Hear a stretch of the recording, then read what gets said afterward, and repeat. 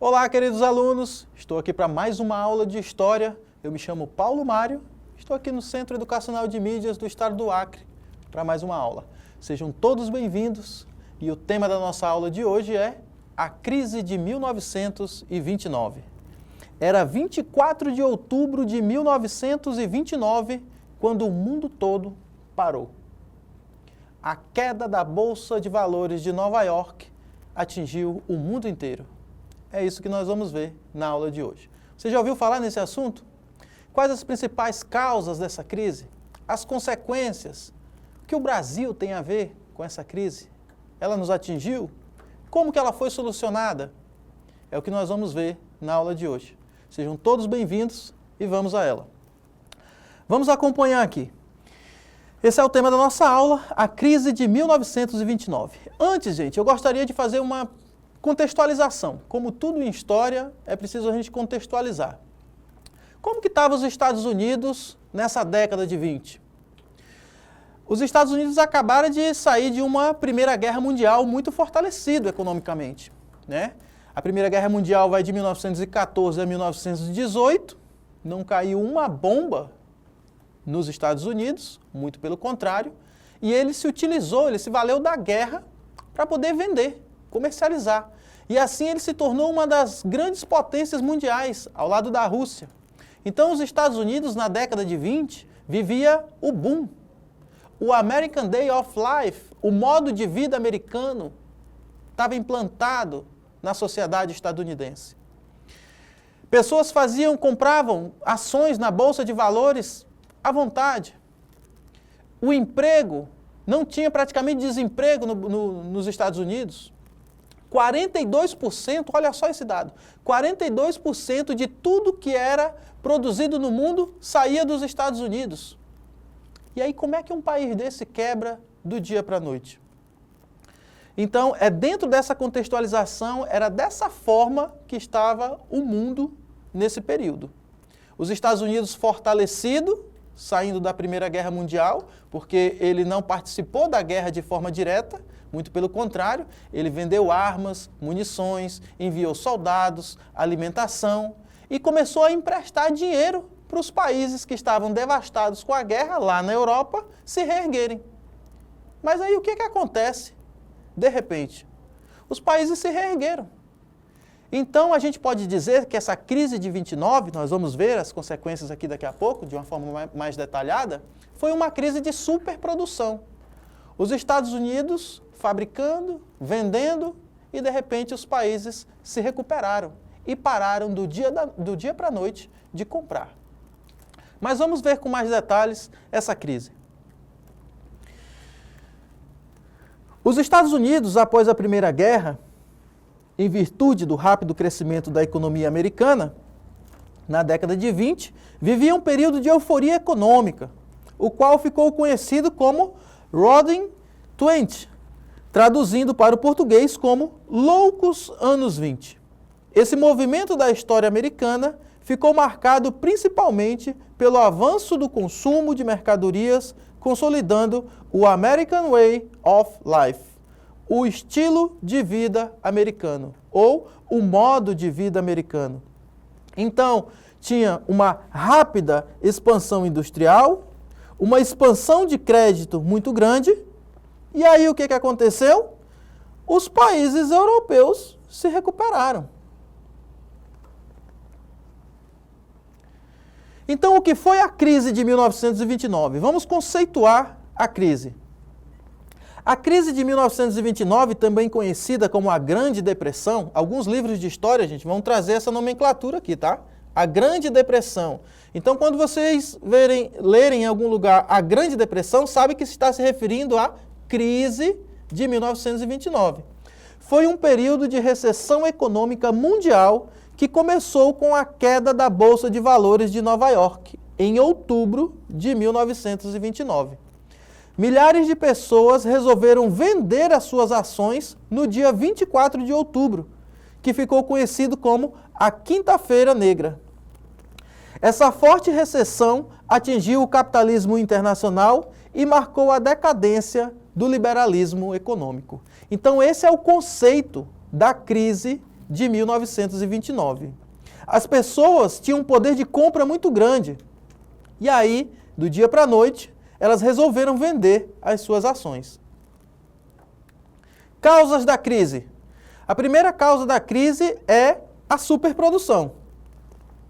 A especulação financeira, o baixo consumo, a desigualdade de renda e, devido a tudo isso acontecer, a queda da Bolsa de Valores de Nova York.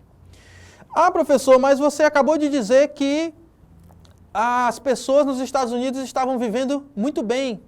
Como é que do dia para a noite isso acontece? Vamos imaginar o seguinte cenário aqui. Eu sou dono de uma indústria, né? E vocês, alunos, são meus trabalhadores.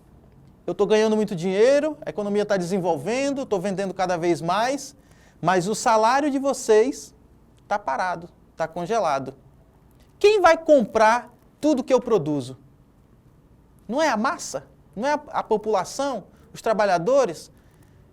E com os salários congelados, o poder de compra diminui. Né? Imagina você que trabalha numa empresa ficar 4, 5, 6 anos sem aumento de salário. O seu poder de renda vai permanecer estático, parado. Né? Então é importante colocar isso para a gente entender a crise. Continuando. Toda essa prosperidade estava amparada em bases extremamente frágeis.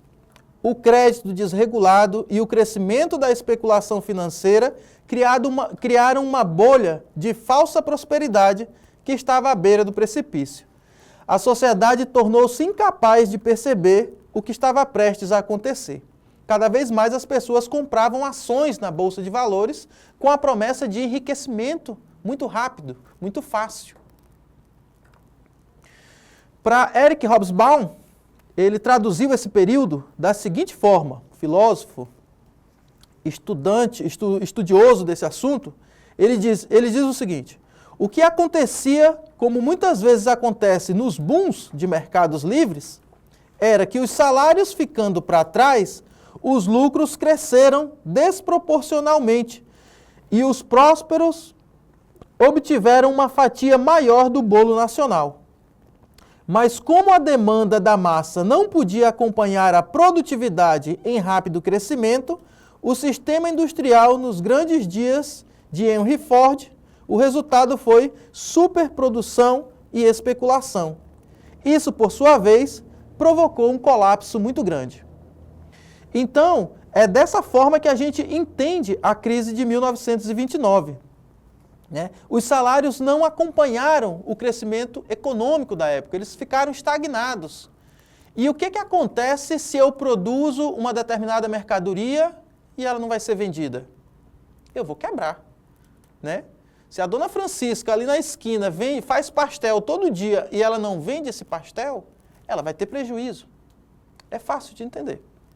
Continuando o nosso slide, vamos às consequências da crise de 1929. Dados que evidenciam o impacto da crise na economia dos Estados Unidos. Primeiro de tudo, o PIB nominal dos Estados Unidos caiu aproximadamente 50%. O desemprego disparou e alcançou 27%. Para um país que antes era acostumado a 4% subir para 27%, meu Deus, é a crise, né? As importações caíram 70% e as exportações caíram 50%. Então, olha a quantidade de porcentagem de queda, tanto nas importações, produtos comprados fora, como nas exportações, produtos vendidos pelos Estados Unidos para outros países fora. 70% e 50%, consequentemente. Diminuíram em 90% os empréstimos internacionais, ou seja, aqueles países que se recuperaram da Primeira Guerra Mundial, eles pararam de fazer empréstimos com os Estados Unidos. A produção industrial caiu no mínimo 1/3. A produção de automóveis foi reduzida em 50% e o salário médio na indústria caiu também em 50%. E ainda ocorreu a falência de milhares de empresas e bancos. Se eu estou em crise, se eu não tenho para quem vender, consequentemente, eu vou quebrar, porque eu tive um investimento para iniciar aquele negócio. Continuando aqui o nosso slide. Ainda nas consequências da crise, tá, gente? Milhares de pessoas perderam instantaneamente todo o seu patrimônio, uma vez que ele estava investido em valores da especulação que havia desaparecido com a quebra da Bolsa de Valores. Os efeitos da crise se espalharam pelo mundo. Por isso, a economia de diversos países entrou em recessão e o desemprego disparou mundo afora. E essa crise, será que ela afetou o Brasil?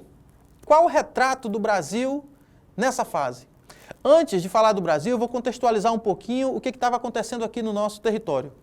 Década de 20, início da década de 30, estava saindo do poder a política, estava saindo de cena a República Velha, aquela política dos governadores, onde se revezava no poder um político de Minas e um político de São Paulo. Minas, rica em leite, São Paulo em café. Daí a política, café com leite. Então essas oligarquias rurais estavam sendo rompidas com a chegada de Getúlio Vargas ao poder, 1929. Né?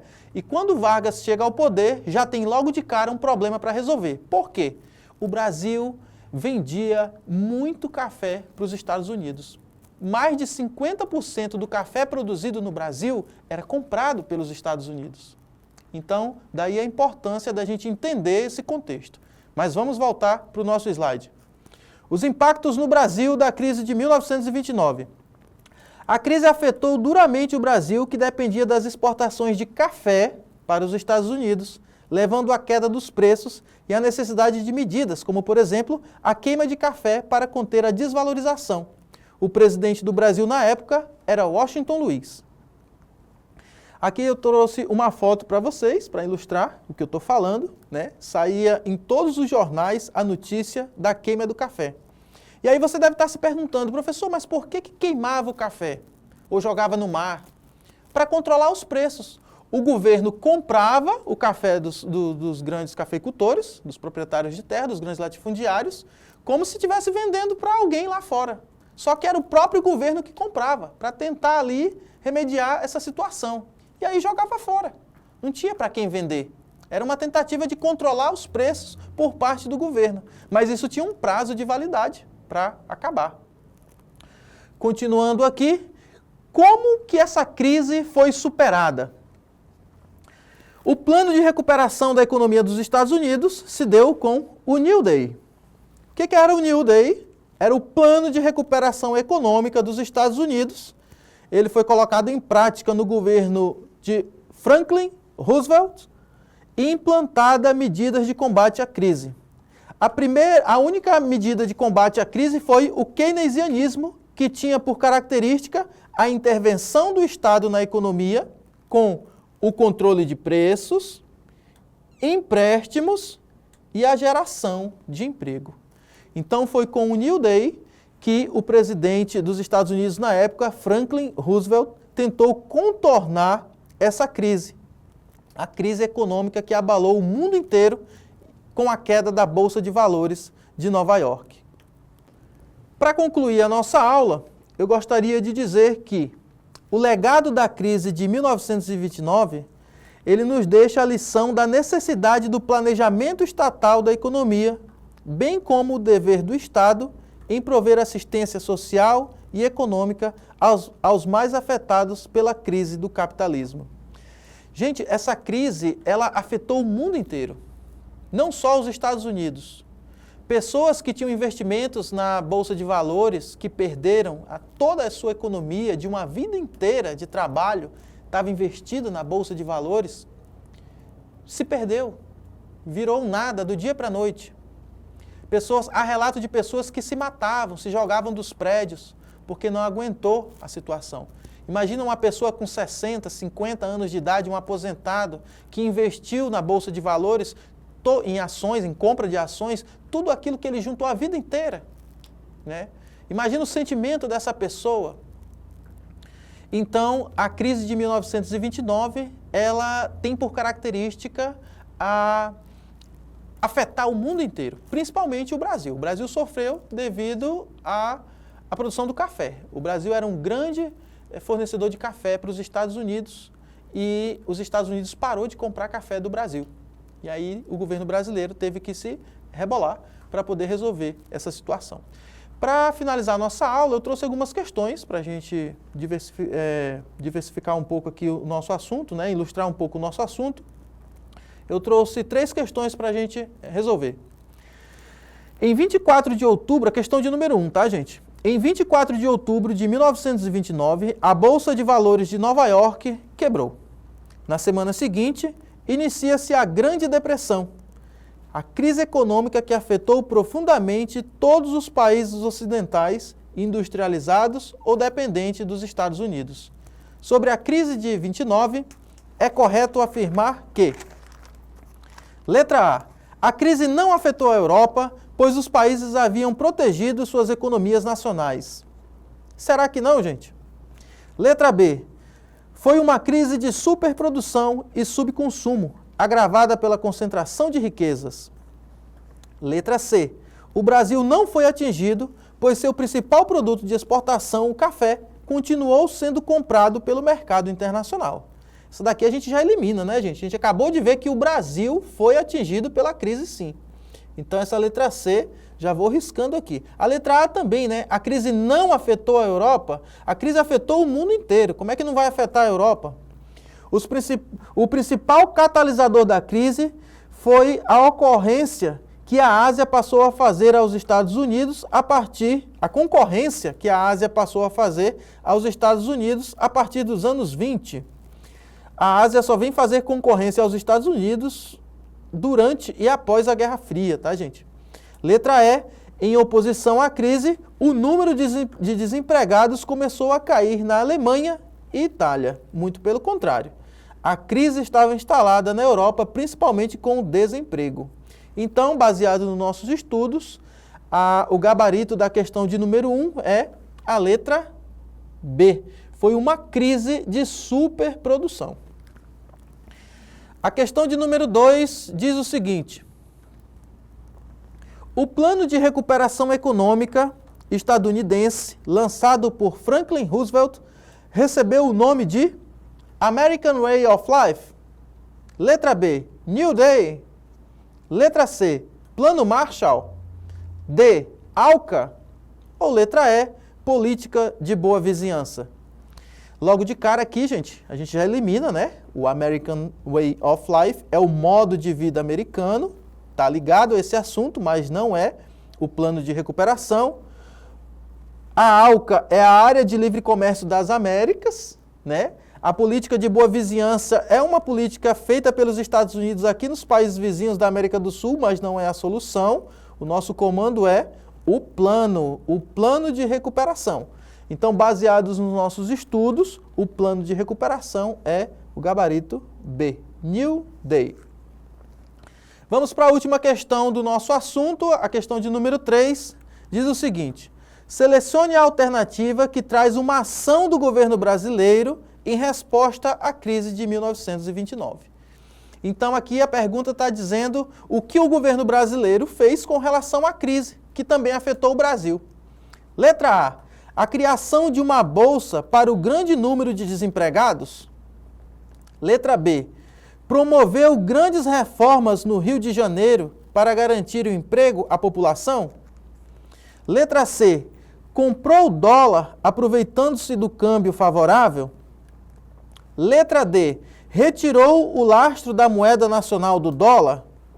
Ou letra E, promoveu a compra de sacas de café para evitar a queda do produto. Então essa daqui está bem fácil, né, gente? Baseado nos nossos estudos, baseado nos assuntos que nós vimos hoje na aula, o nosso gabarito é a letra E.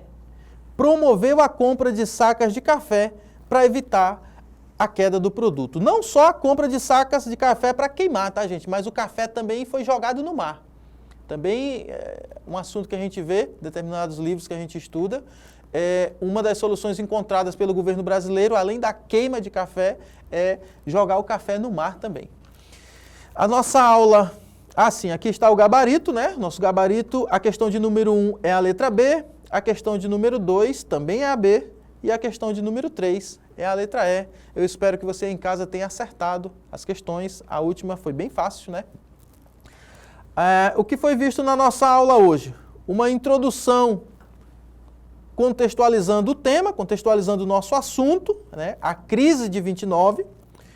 Nós vimos o conceito da crise, causas e consequências da crise, os impactos no Brasil e o plano de recuperação. A nossa aula foi baseada nessas referências e essa foi a nossa aula de hoje. É um assunto importante, ele cai geralmente no Enem, esse assunto cai muito no Enem, você pode ver de uma forma mais aprofundada, assistindo a aula novamente, fazendo pesquisas, lendo matérias, outros pontos de vista, né? Vídeos no YouTube também, não só a nossa aula aqui. E qualquer dúvida, dá uma voltada aí no vídeo, veja o assunto novamente.